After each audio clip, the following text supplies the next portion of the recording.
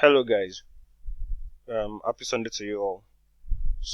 I've reviewed some essays and I've noticed some mistakes that I would like for us to address very quickly. I know many of you will submit your essays tomorrow anyway, so before you submit your essays, make sure that you've watched this video and applied what I'm about to explain. The point of this video is to show you what you need to do, to get your full marks in this assignment, at least for the part A. The part B is much easier, so I don't think you need any help with that. Now, so there are four things I want to point out using this example here. So this is an example I wrote that I'm hoping that I can use to demonstrate what you need to do correctly. So the first thing I noticed is that many of you are not making a clear point. Remember that the purpose of this assignment is for you to show the connection between the setting and the plot or the themes of the story. So your analysis is meant to do that. It's meant to make it clear that there is a connection between the setting and the plot or the themes of the story.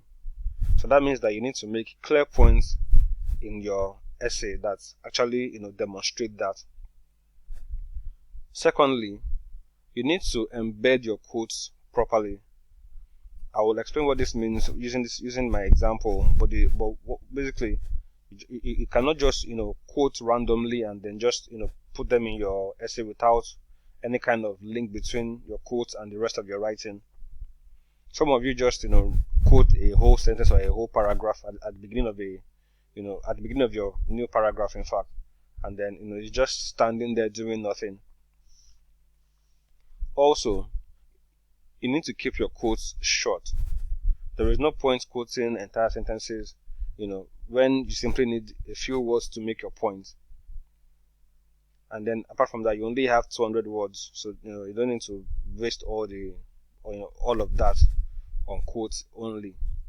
And then finally, you need to explain the significance of your quotes. So when you supply quotes, how do those quotes support the point you've made? Remember, the quotes are meant to be like evidence that proves a point. So you must explain how that evidence proves your point. Alright? So to demonstrate all of this, I've written this sample for you. Now I want to warn you, I know I can trust many of you, but I know that some of you that will just copy this and try to submit it as your own work. I'm going to have to write to Kerry if that happens. I'm going to have to write to Kerry explaining what happened, and it's going to be you in trouble, not me. You guys know how seriously Rosedale takes academic integrity, so I beg you, please do not copy. You simply need to look at this, try and analyze what I have done, and simply do the same thing in your own words, using your own evidence. Right? Please do not copy. So I'll just quickly read this and then explain what I have done. Animal Farm by George Orwell was written in 1945. It is an allegorical story that satirizes the events of the Russian Revolution of 1917 and the Stalinist regime that follows it. Since the time setting is not explicitly stated, we can assume that it is set around the same time as the events it satirizes.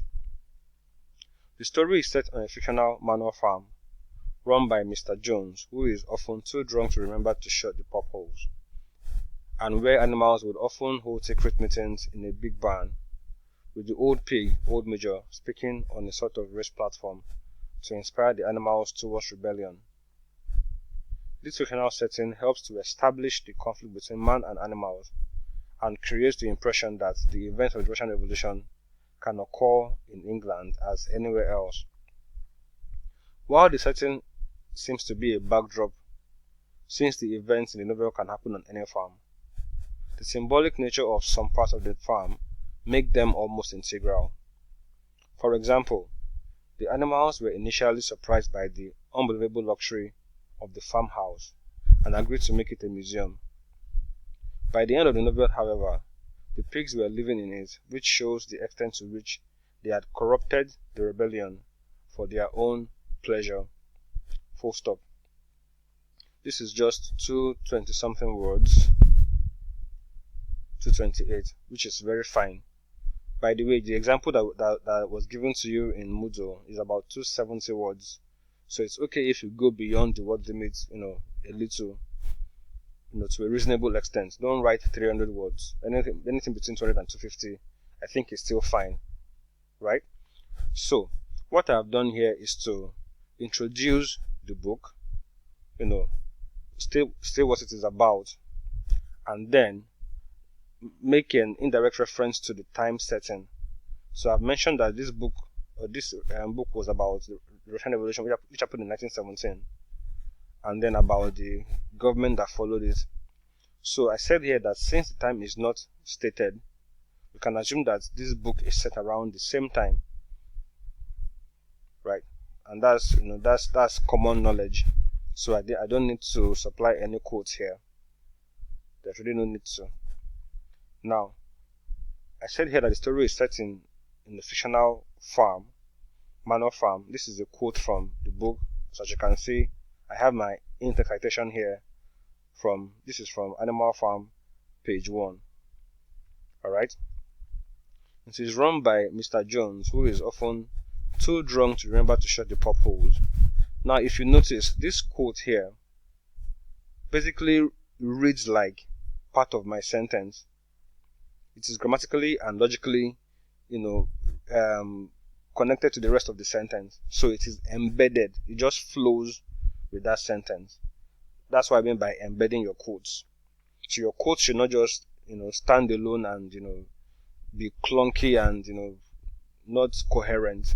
They should form part of your writing. They should flow with the rest of your writing. Right. And so if you notice my second quote here, Big Barn also is embedded on a sort of raised platform, is embedded. So they are all, they all fit into that paragraph as if, they are basically part of it, because actually they are part of it. Alright. So I have made the point here, but I need to explain that point. This is my explanation here, or my analysis. So I'm saying that since the story is set on a farm and it is fictional, that setting helps to establish the conflict between man and animals. This can only happen in the fictional farm, alright? And then the second point is that it creates the impression that the events of the Russian Revolution can happen anywhere, just like it did in Russia. So this is one paragraph about the setting being fictional and why it is fictional. Alright? Now my next point here. Now if like I said in class, the setting of Animal Farm is mostly a backdrop setting. That's obvious because it's a fairy tale, right? But at the same time, there are some aspects of that setting that seem to be integral, and that's perfectly fine.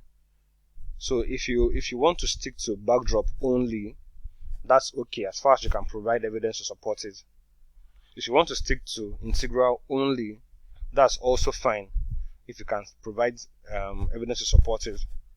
What I've done here is to combine both and explain, and give an explanation in both cases. My explanation for backdrop is that the events can happen in any farm. But my explanation for integral is that this some part of the setting is symbolic. The barn is symbolic, the farmhouse is symbolic, the windmill is symbolic. They all have a symbolic function, and that's what makes them integral. Alright, and I've explained how the farmhouse, for example, is symbolic. So if you're able to look closely at what I've done here, take your time to analyze it properly, you can do the same or even better without having to quote randomly, without having to plagiarize, and without having to copy what I have done here. So please take your time and do a good job. If you have any questions, you can email them to me. I'm available today to attend to all of this. Like I said earlier, any essay that comes in on Tuesday, I will not review. So you have today and tomorrow to submit all your essays for review. And before you submit them for review, make sure that you have done your own self-evaluation. There's some essays that I will not review if you haven't done what you're supposed to do at all. I don't know how I'm going to help you. So I'll just let you know that I cannot review it. So please do your own part properly first of all, and then to make our own job of reviewing your essays easier. Thank you.